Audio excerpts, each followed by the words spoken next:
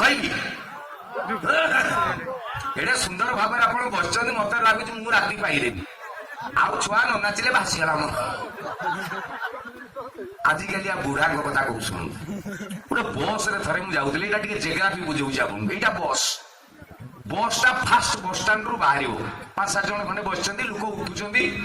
ମୁଁ ବସିଲି ଯୋଉଟା ଏଇପଟୁ ଉଠି ଆଇଲି, ମୋ ସିଟ୍ ଟା ହଉଛି 18 ନମ୍ବର ସିଟ୍। ମୁଁ ଏଇଠି ବସିଲି, ମୋ ସାଇଡ୍ ରେ ଗୋଟେ ବୁଢା ଆସିକି ବସିଲା, ତାର 80 ବର୍ଷ ଖଣ୍ଡେ ହବ। ସେ ତାର ଯୋଉ ବସିଲା ଏମିତି ହଉଛି, ମାନେ ଜାଣ ତାର ହର୍ନ ଛାଡିକି ଆଉ ସବୁ ବାଜୁଛି। ଲୋକ ପାଖ ଆସୁଛନ୍ତି, ଉଠୁଛନ୍ତି, ବସୁଛନ୍ତି, ବସ୍ ଚାଲିଲା।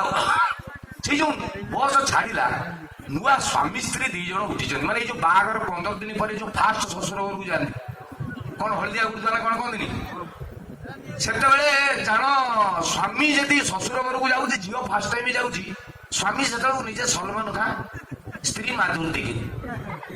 ବସ୍ ରେ ମାନେ ସ୍ତ୍ରୀ ଅତି ଭୁଲେଇ, ସ୍ୱାମୀ ଏଇପଟେ ଆସ, ସ୍ତ୍ରୀ କୋଉ ପଟେ, ଏଇପଟେ ଆସ, ଏଇଠି ଡାହାଣକୁ ବୁଲ, ଏଇଠି ବୁଲିବି, ଏଇଠି ବୁଲ, ଏଇଟା ହଉଛି ତମର 13 ନମ୍ବର, ଏଇଟା ହଉଛି ମୋର 14 ନମ୍ବର, ଏଇଟା ବସ।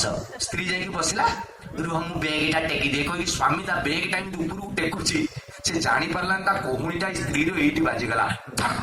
ନୂଆ ବାହା ହେଇଛି 15 ଦିନ, ସ୍ତ୍ରୀ କାଟିଲ, ସେ ବି 13 ଫୁଲେଇ। ସ୍ୱାମୀ ସାଙ୍ଗେ ସାଙ୍ଗେ ମୁଁ ଜାଣି କହିଲିନି ବାଜିଗଲା, ରୁହ ରୁହ ରୁହ କ୍ଷମା କର କହିକି ତା ଏଇଠି ଚୁମ୍ବନ ଟିକେ ଦେଇଦେଲା। ଇଏ ଯୋଉ ସ୍ତ୍ରୀ ଭଲ ଲାଗିଲା। ଆଚ୍ଛା ଏଇଟା ମୁଁ ଏଇଠି ମୁଁ ଦେଖୁଛି 18 ନମ୍ବର।